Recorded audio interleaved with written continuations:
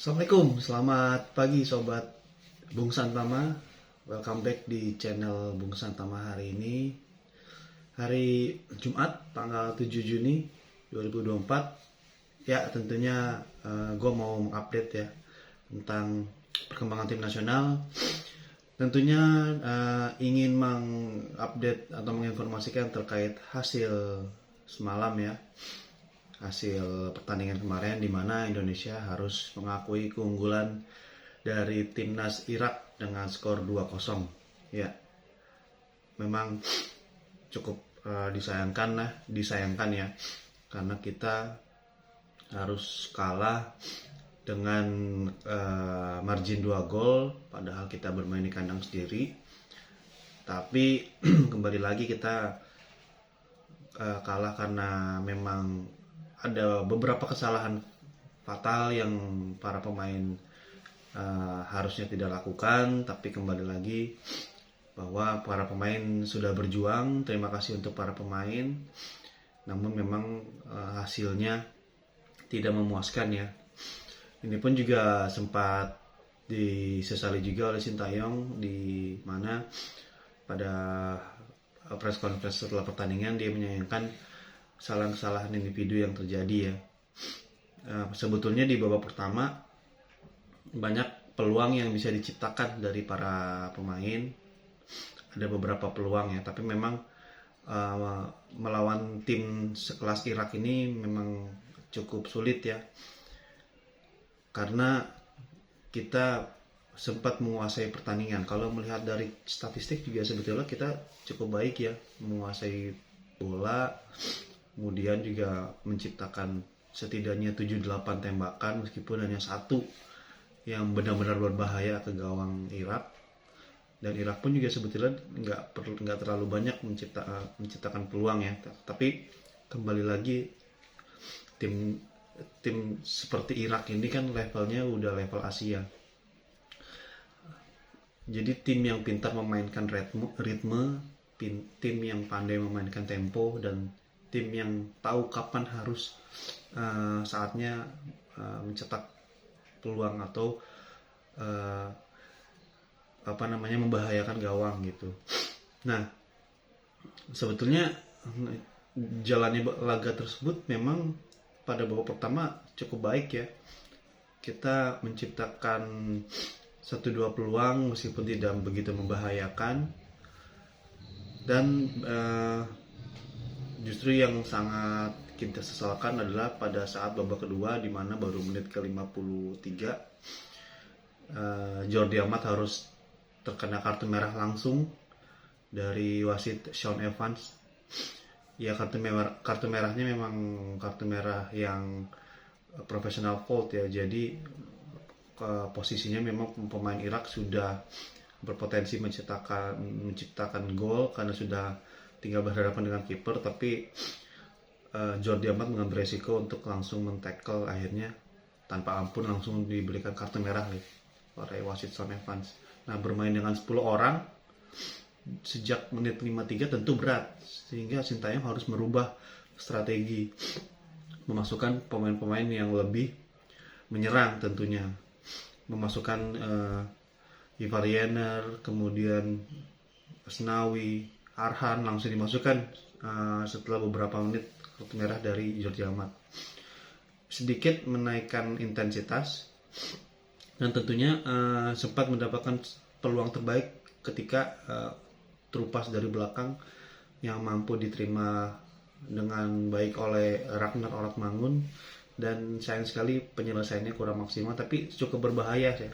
Andai saja peluang itu bisa menjadi gol, justru bisa semakin meningkatkan intensitas pertandingan. Selepas peluang tersebut memang tidak begitu banyak peluang, karena lagi-lagi serangan dari kita end passingnya tidak begitu maksimal, sehingga selalu berakhir pada final third gitu, mampu dipatahkan oleh para pemain pertahanan di Irak. Tentu momen buruk terjadi ketika terjadi handsball ya oleh Justin Hubner ketika satu crossing dari Ali Yassim, tapi ternyata bolanya langsung mengenai tangan dari Justin Hubner sehingga dianggap pelanggaran atau handsball dalam kotak penalti. Dan akhirnya penalti diberikan oleh Irak dan mampu diselesaikan dengan sempurna meskipun sempat dibaca ya oleh Hernando Ari, tapi mampu diselesaikan dengan baik oleh Aiman Hussein ya, strikernya dari Irak. 1-0 membuat Indonesia mau tidak mau harus lebih menyerang lagi, bermain terbuka meskipun beresiko bisa terkena counter ya karena hanya dengan 10 pemain. Nah, kembali lagi di menit ke 85 terjadi blunder error ya dari Hernando Ari yang gagal untuk menyapu bola atau memberikan passing sehingga pergerakannya diganggu oleh Muhammad Ali dan bola direbut oleh Ali Yassim, sehingga Ali Yassim dengan sekali tekuk, sekali gocek mampu menceploskan bola ke gawang yang sudah kosong ya. 2-0 akhirnya Irak memimpin, dan lagi-lagi ini bukan hasil yang kita inginkan, sehingga hingga akhir babak pertama hingga akhir babak kedua Indonesia harus mengakui keunggulan Irak dengan skor 2-0. Ya, hasilnya memang cukup mengecewakan ya, tapi peluang kita belum tertutup. Kita masih punya peluang di laga terakhir nanti melawan Filipina, karena dengan hasil ini dan dengan kemenangan Vietnam atas Filipina dengan skor 3-2 membuat Vietnam juga memiliki peluang. Meskipun di satu sisi Vietnam juga harus bermain melawan Irak di kandang Irak, gitu. Tentunya tidak mudah, tapi kita tidak boleh mengharapkan hasil dari, tidak bisa bergantung, dan sebaiknya jangan bergantung dengan hasil melawan Irak melawan Vietnam ya, karena kita harus menentukan nasib kita sendiri pada saat melawan Filipina, karena tidak ada lagi kesalahan, semoga tidak ada lagi kesalahan-kesalahan dan tidak ada kata lain selain harus menang ya, karena dengan menang kita akan memiliki poin 10 sehingga sudah tidak mungkin dikejar oleh Vietnam. Jadi apapun yang, meskipun Vietnam bisa mengalahkan Irak di kandang Irak, poin mereka hanya 9, tapi kalau kita sudah mengunci kemenangan nanti lawan Filipina, ya tentu kita bisa mengamankan posisi peringkat kedua dengan poin 10. Ya, hasil pertandingan kemarin memang tidak kita inginkan. Bahkan Coach Sintayong juga menyampaikan bahwa beberapa kesalahan bisa membuat hasil pertandingan berubah dan akhirnya kita harus kalah. Dan uniknya pelatih Irak justru memberikan semangat ya, pelatih Irak Jesus Garcia memberikan semangat semoga Indonesia bisa lolos dan jangan lagi satu grup dengan Irak gitu ya. Sambil berkelakar istilahnya, dia berharap Indonesia bisa lolos tapi jangan sampai satu grup lagi dengan kami katanya. Mungkin pelatih Irak ini menganggap Indonesia sudah mulai menyulitkan ya, karena dalam 10 bulan terakhir sudah 3 kali ketemu dan memang secara skor sih kita sebetulnya ada progres ya. Dari pertemuan pertama kita kalah 5-1, di Piala Asia kita kalah 3-1, dan kemarin kita kalah 2-0. Sebetulnya ada progres dari cara permainan juga sudah lebih baik. Hanya saja memang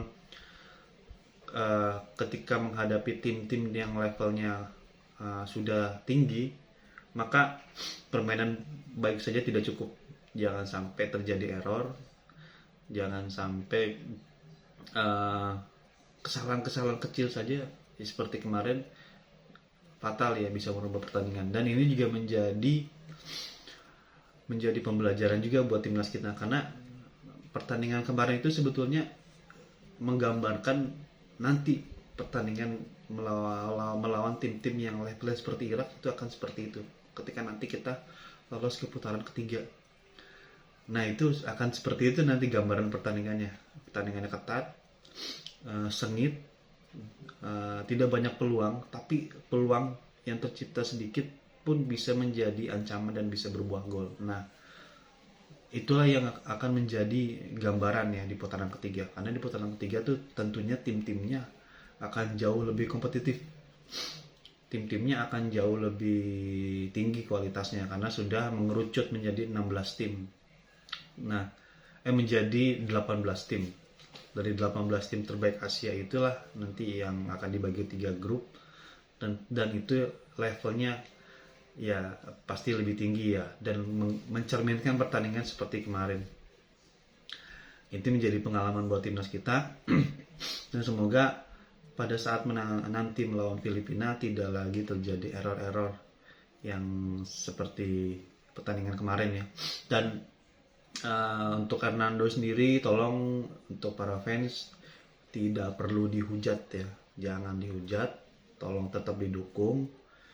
Hernando juga hanya manusia biasa, dia bisa melakukan kesalahan dan mungkin kemarin sedang hari buruknya, dia sedikit gagal mengantisipasi cara passing dia sehingga mampu direbut. Tapi lagi-lagi tolong jangan dihujat, dan Hernando pun juga sudah memberikan permintaan maaf melalui story Instagramnya, sehingga kita harus tetap dukung. Fans sejati adalah fans yang selalu mendukung jika pertandingan itu kalah maupun menang. Jadi nggak perlu dihujat ya. Hernando sudah banyak menyelamatkan timnas Indonesia dengan save-nya. Dengan satu kali errornya kemarin ya jangan kita ingat errornya. Dia juga manusia biasa gitu. Dia juga kadang pasti bisa membuat error, dan dalam pertandingan level tertinggi seperti kemarin ya ada kalanya memang kalau tidak bisa kuat memegang bola ya bisa dicuri oleh pemain lawan gitu. Ya, jadi pertandingan kemarin sudah dilupakan. Kita fokus sekarang, alihkan fokus melawan Filipina pada hari Selasa tanggal 11 Juni ya. Semoga hasilnya juga lebih baik dan kemungkinan juga kita akan tampil lebih full tim lagi karena J.I.Z juga kemarin sudah terlihat ya ada di bench, dan sebenarnya memang Sintayong tidak akan memainkan dia kemarin, tidak memungkinkan dimainkan karena dia baru tiba tadi malam, kondisinya tentu tidak prima. Nah, J.I.Z akan bermain pasti pada saat melawan Filipina. Dia akan main karena Jordi Amat kan juga mengalami kartu merah. Dan tentunya yang menarik ditunggu adalah penampilan dari Calvin Verdong, juga sudah bisa bermain pada saat melawan Filipina. Dan mungkin seperti itu tadi update tentang tim nasional. Sobat Bung Santama, jangan lupa terus mendukung timnas kita agar bisa terus melangkah lebih jauh, dan tentunya kita harus terus mendukung karena pertandingan hari Selasa nanti jauh lebih penting. Kita ingin menutup rangkaian kualifikasi round 2 ini dengan kemenangan dan tentunya dengan kelolosan timnas kita ke putaran ketiga